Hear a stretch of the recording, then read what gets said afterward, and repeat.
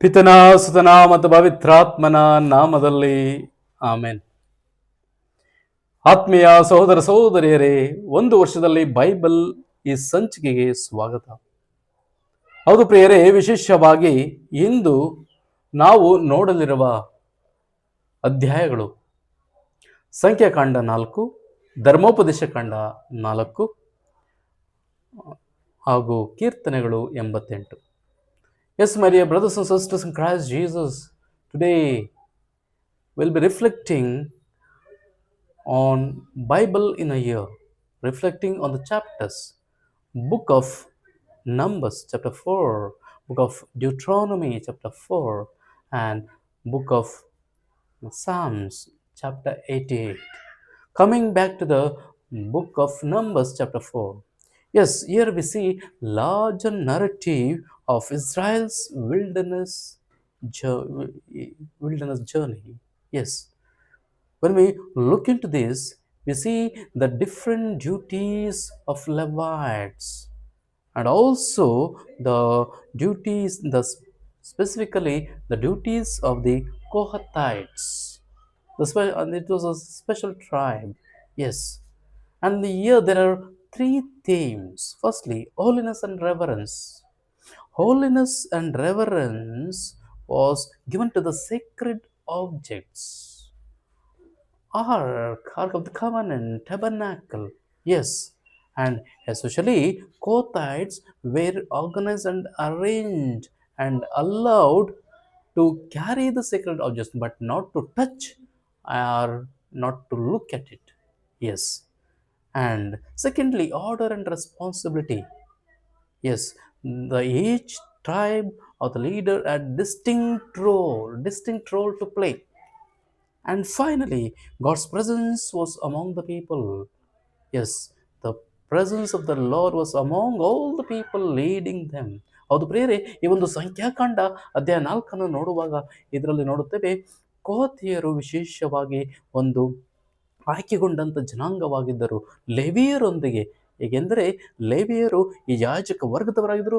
ಯಾಜಕ ವರ್ಗದೊಂದಿಗೆ ಇವರು ಆ ಎಲ್ಲ ಪವಿತ್ರವಾದ ವಸ್ತುಗಳನ್ನು, ಅಂದರೆ ಮಂಜೂಷವನ್ನು ಹಾಗೂ ಆ ಒಂದು ಬಲಿಪೀಠಕ್ಕೆ ಸಂಬಂಧಪಟ್ಟ ದೀಪ ಸ್ತಂಭ ಎಲ್ಲವನ್ನು ಅವರು ಒತ್ತೊಯ್ಯಬೇಕಾಗಿತ್ತು. ಆದರೆ ಅದನ್ನು ಮುಟ್ಟುವಂತಿರಲಿಲ್ಲ ಹಾಗೂ ಅದನ್ನು ದೃಷ್ಟಿಸಿ ನೋಡುವಂತಿರಲಿಲ್ಲ. ಹೌದು, ಆದ್ದರಿಂದ ವಿಶೇಷವಾಗಿ ಅದಕ್ಕೆ ಸಮನಾದ ಪವಿತ್ರತೆ ಹಾಗೂ ಗೌರವವನ್ನು ಕೊಡಲಾಗಿತ್ತು. ಮಾತ್ರವಲ್ಲ, ಇದು ಎಲ್ಲವೂ ಕ್ರಮಬದ್ಧವಾಗಿ ಆಗಿತ್ತು. ಸರ್ವೇಶ್ವರ ಆ ನಾಮದಲ್ಲಿ ಜರುಗಿತ್ತು. ಹೌದು, ಅವರ ಪ್ರಸನ್ನತೆ ಹೇರಳವಾಗಿತ್ತು. ಅದೇ ರೀತಿ ನಾವು ವಿಶೇಷವಾಗಿ ಧರ್ಮೋಪದೇಶ ಕಾಂಡ ಅಧ್ಯಾಯ 4 ನೋಡುವಾಗ ಇಲ್ಲಿ ಮೋಶೆಯ ಕೊನೆಯ ಜನರನ್ನು ಉದ್ದೇಶಿಸಿ ಕೊನೆಯದಾಗಿ ಅವನು ಉಪದೇಶವನ್ನು ಮಾಡುತ್ತಾನೆ, ಭಾಷಣವನ್ನು ಮಾಡ್ತಾನೆ, ಸಂಭಾಷಣೆಯನ್ನು ಅವನು ಜನರೊಂದಿಗೆ ನೆರವೇರಿಸುತ್ತಾನೆ. ಹೌದು, ವಿಶೇಷವಾಗಿ ಇಲ್ಲಿ ದೇವರ ವಿಧೇಯತೆಯನ್ನು ನಾವು ಸ್ಮರಿಸಬಹುದು ಜನರೊಂದಿಗೆ ಹಾಗೂ ಮೋಶೆಗೆ ಆರೋನರಿಗೆ ಕೊಟ್ಟ ಆ ಒಂದು ವಾಗ್ದಾನಗಳೊಂದಿಗೆ. ಮಾತ್ರವಲ್ಲ, ಇಲ್ಲಿ ದೇವರ ವಿಭಿನ್ನತೆ ಹಾಗೂ ವಿಶೇಷವಾಗಿ ವಿಶಿಷ್ಟತೆ ಮಹತ್ವವನ್ನು ಪಡೆಯುತ್ತದೆ. ಅದೇ ರೀತಿಯಾಗಿ ವಿಶೇಷವಾಗಿ ವಿಗ್ರಹಾರಾಧನೆ ವಿರುದ್ಧ ದೇವರು ಧ್ವನಿ ಎತ್ತುತ್ತಾರೆ. ಹೌದು, ಕೊನೆಯದಾಗಿ ಇಲ್ಲಿ ದೇವರ ವಿಶ್ವಾಸಾರ್ಹತೆ ಬಹಳ ಮುಖ್ಯವಾದ್ದು.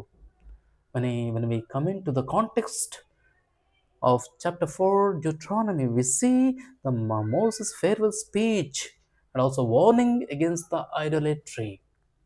Yes, on the first hand, obedience to God's laws. Here, the Lord commands Moses to obey commandments, the laws, and all the prescriptions. Yes, and we see the uniqueness of God. And also, Moses gives a warning against idolatry, not to make idols and worship, to follow and to abide by the only one law, to follow the Lord the Savior. And finally, the God's faithfulness was amazing. Yes, coming into the Psalms, we see in the book of Psalms, especially this chapter 88 is the darkest chapter in the book of Bible, because here psalmist pleads heavily. And moreover, we see the honest lamentation from the psalmist. Yes, and he describes his suffering, loneliness, and his nearness to God. And there was no resolution done. Yes, there was no ray of hope. That's what he went on asking God, pleading God, and theological significance. And third, and there was no clear answer from God. But the in the struggles, with the struggles, he went on pleading God. Yes ಹೌದು, ವಿಶೇಷವಾಗಿ ಈ ಒಂದು ಕೀರ್ತನೆಗಳು 88ನೇ ಅಧ್ಯಾಯವನ್ನು ನೋಡುವಾಗ ಇದರಲ್ಲಿ ನಾವು ನೋಡುತ್ತೇವೆ, ಬಹಳವಾಗಿ ಆ, ಕಣ್ಣೀರಿಟ್ಟು ಪ್ರಾರ್ಥಿಸುತ್ತಾರೆ ಈ ಒಂದು ಕೀರ್ತನೆಕಾರ.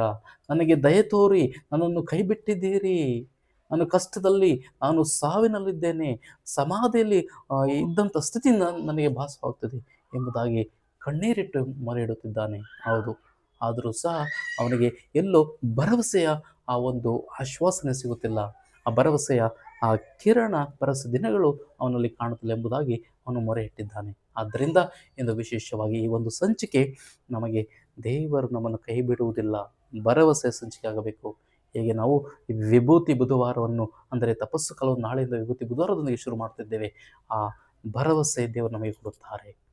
ವಿಶೇಷವಾಗಿ ದೇವರು ನಮ್ಮನ್ನು ಕೈ ಬಿಡುವುದಿಲ್ಲ. ಅವರ ವಿಧೇಯತೆ ನಮ್ಮ ನಮ್ಮ ಪರವಾಗಿ ಯಾವಾಗಲೂ ಇರುತ್ತದೆ. ಅದೇ ರೀತಿ ನಾವು ಅವರಿಗೆ ವಿಧೇಯರಾಗಿದ್ದೇವಾ ನಾವು ಕೇಳಿಕೊಳ್ಳಬೇಕು. ಆದ್ದರಿಂದ ಈ ಒಂದು ಸಂಚಿಕೆ ಒಂದು ವಿಧೇಯತೆಯ ಭರವಸೆ ಸಂಚಿಕೆಯಾಗಲಿ. ಪಿತನಾ ಸುತನಾ ಮತ್ತು ಪವಿತ್ರಾತ್ಮನ ನಾಮದಲ್ಲಿ ಆಮೇಲೆ.